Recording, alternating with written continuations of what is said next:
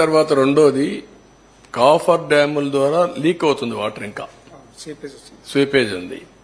అది acceptable level కంటే seepage ఎక్కువ ఉంటే అది రెక్టిఫై చేయకుండా ప్రాజెక్ట్ ముందుకు పోలేదు. సేఫ్టీ గానీ ఫ్యూచరిస్టిక్ ఇవన్నీ అది ఇంకా తేలలేదు. ఈ రెంటికే ఇప్పుడు కమిటీ యుఎస్ఏ నుంచి 2 ఎక్స్పర్ట్స్ వెళ్లేశారు. ఇప్పుడు ఇక్కడుండే ఇంజనీర్లు కూడా రిస్క్ తీసుకోవాలంటే భయపడే పరిస్థితికి వచ్చారు. వాళ్ళు కూడా భయపడుతున్నారు. ఒక దుర్మార్గుడు చేసిన పనికి మనం కూడా బలైపోతామేమో, మనకెందుకు వచ్చింది అని వాళ్ళు కూడా భయపడే పరిస్థితికి వచ్చారు.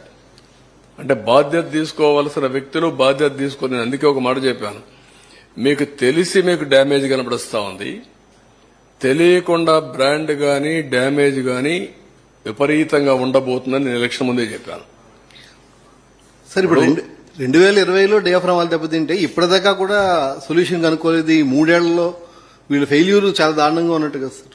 2020లో డయాఫ్రామ్ వాళ్ళు ఎంత బుకాయిస్తున్నారో చూశారు కదా. లాస్ట్ 2025 ఇప్పుడే సొల్యూషన్ వచ్చేసింది, అయిపోయింది, నీళ్లు ఇచ్చేస్తానని మాట్లాడే పరిస్థితికి వచ్చారు. ఇయర్ బై ఇయర్ అని వాళ్ళు చెప్పింది 2021కే దెబ్బతినింది. 22 చెప్పారు, 23 చెప్పారు, 25 కూడా చెప్తున్నారు మళ్ళీ. అసలు వాళ్ళు చెప్పిందేమో 2019లోనే దెబ్బతింది అని చెప్పి ఒక పక్క ప్రాజెక్టు పనులు చేస్తా ఉన్నారు. 2020లో దెబ్బతింటే ఇప్పటిదాకా సొల్యూషన్ కూడా కనుక్కోలేకపోయారు. అదే నేను మీకు ఒకటే గుర్తుపెట్టుకోండి, వాళ్ళు ఏం చెప్పారు, ఎక్స్పర్ట్స్ అందరూ కూడా చెప్తే వాళ్ళందరూ తెలుగుదేశం వాళ్ళు, ఇంకా అపోజిషన్ వాళ్ళు. ఎవడైనా వీళ్ళు మీరు తప్పు చేస్తున్నారు అంటే వాడి మీద పడిపోవడం, విరుచుకు పడిపోవడం. ఈవెన్ పత్రికల వాళ్ళ మీద కూడా అలాగే పడ్డారు. మీడియా అందరినీ ఇదే పద్ధతి పెట్టారు. సరే ఇప్పుడు సార్ అంటే బోత్ రెండు ఉన్నాయి. ముందు టెక్నికల్, తర్వాత ఫైనాన్షియల్. సార్ మీరు చెప్పినట్టు వాళ్ళు కట్టడానికి 3 సీజన్లు 4 సీజన్లు పడితే ఇక మరి ఈసీఆర్ఎఫ్ డ్యామ్ ఎప్పుడు కట్టగలుగుతారు?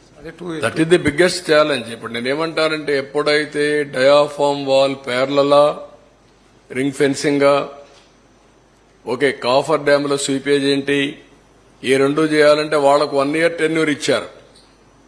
ఎవరికి యుఎస్ఏ నుంచి వచ్చిన 2 ఎక్స్పర్ట్స్, కెనడా నుంచి వచ్చిన 2 ఎక్స్పర్ట్స్ కి 1 year ఎవ్రీ మంత్ 10 days ఉండి అధ్యయనం చేసి రికమెండేషన్లు ఇవ్వని. వాళ్ళు ఎన్ని రోజుల్లో సొల్యూషన్ కనుక్కుంటారో మనకు తెలియదు. అది అయిన తర్వాత మళ్ళా మీరు చెప్పేది. ఇక్కడ మీరు గుర్తుపెట్టుకోవాల్సింది, డిసెంబర్ నుంచి మే వరకే పనులు, జూన్ నుంచి డిసెంబర్ వరకు, నవంబర్ వరకు నో వర్క్స్. ఫ్లడ్ ఉంటుంది, ఫ్లడ్ ఉన్నప్పుడు పనులు లేవు. కాఫర్ డామ్స్ పనిచేస్తుంటే మనకి స్పేస్ దొరికింది కదా సార్. కాఫర్ డామ్స్ కూడా పాడయ్యాయి. ఇప్పుడు కాఫర్ డ్యామ్లు పోయినాయి, డయాఫామ్ వాల్ పోయింది. సార్ ఇప్పుడు 55,000 కోట్లు మన అంచనా సార్ డిపిఆర్ 2 మీరు 2019కి. ఇప్పుడు ద్రవ్యోళం ప్రకారం ఇన్ఫ్లేషన్ ప్రకారం 38% పెరుగుతున్నారు. అంటే చాలా కాస్ట్ చాలా అప్పటికిప్పటికి 38 అని ఇచ్చారు మా వాళ్ళు. దాన్ని నేను ఇంకా ఇది ఊరికే రఫ్ గా ఈ రోజు చెప్తే ఇచ్చారు, కానీ అది కరెక్ట్ ఫిగర్ కాదు. అందుకే నేను దాన్ని మాట్లాడడం లేదు. ఎంత నష్టం జరిగింది అంతవరకే నేను చెప్పగలుగుతున్నాను. సార్ ఇది రెక్టిఫై చేయడానికి ఎంత టైం తీసుకుంటుంది, ప్రాజెక్ట్ పూర్తి కావడానికి ఎంత టైం తీసుకుంటుంది సార్? అంటే నేను ఒకటే చెప్పాను మీకు, 2 seasons minimum diaphragm wall minimum. అది రెక్టిఫికేషన్ కావచ్చు, రింగ్ ఫెన్సింగ్ కావచ్చు, రెండు. అది అయిన తర్వాత కాఫర్ డ్యామ్ టెక్నికల్ డీటెయిల్స్ అన్ని ఫైనలైజ్ కావాలి. నౌ ఎన్హాన్స్డ్ ఏవైతే ఫైనాన్స్ వస్తుందో ఆ డబ్బులు ఇప్పుడు ఇవ్వాలి. ఒక వ్యక్తి చేసిన పాపానికి కేంద్ర ప్రభుత్వం కూడా ఇప్పుడు నష్టపరిహారం కట్టివ్వాలి. వాళ్ళు కూడా ఇవన్నీ వేరియస్ యాంగిల్స్ లో వచ్చిన ఇబ్బందులు అన్నమాట.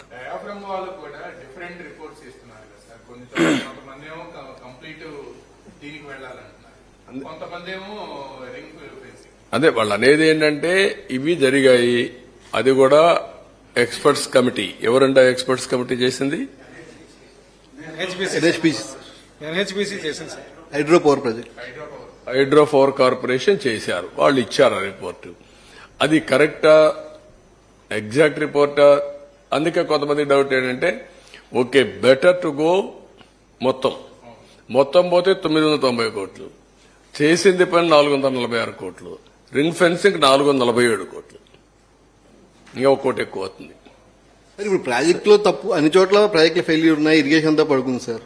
ఎవరైతే తప్పులు చేస్తారో అధికారులే ఇంకా కొనసాగుతున్నారన్న చర్చ బయట డిపార్ట్మెంట్ లోనే ఉంది. మరస్ ఏముంది తేవాలి? వాళ్ళు చెడగొట్టారు. వీళ్లే కదా ఎప్పటి నుంచో ఉండేది. యథా రాజా తదా ప్రజ. అంటే దీంట్లో ప్రధాన దోషి అవుతాడు సార్. ప్రధాన దోషి దాసు ఇంటికి పంపించారు. ప్రధాన దోషిని పంపించేశారు. ఆయన పోతే పోయాడు. దాసుని ఏం చేస్తారు? దాసుని ఏం చేస్తారు? అంటే వాళ్ళు అందుకనే కొంతమందిని మార్చాం. ఇంకెంతమందిని మార్చాలి, ఎవరెవరిని మార్చాలి, మారిస్తే ఎవరెవరు ఉన్నారు? అంటే ఈ రివర్స్ టెండర్ పిలిచిందంతా అది ఇచ్చిన దాసు. దాసు ఎక్కడికో వెళ్ళిపోయాడు కదా, ఎప్పుడో వెళ్ళిపోయాడు కదా. దాసు పోయాడు, ఇంకో దాసుడు పోయాడు. మిగిలింది మనమే కదా ఇక్కడ. దాసు ఎక్కడ ఉన్నాడు, ఎప్పుడో రిటైర్ అయిపోయాడు. తెలంగాణకి పోయాడు. తెలంగాణ పోయాడు, అక్కడ అడ్వైజర్ గా ఉన్నాడు ఇప్పుడు.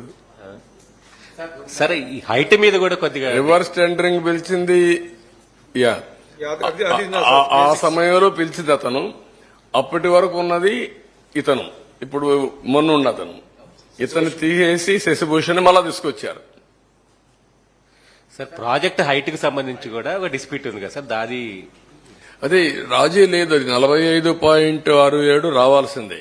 45.72 రావాలి. 41.57 పెడుతున్నారు వీళ్ళు. అది యాక్సెప్టబుల్ కాదు. ఎత్తు తగ్గదు, కాంటూర్ తగ్గుద్ది. కంటూర్ ప్రస్తుతానికి తగ్గదు.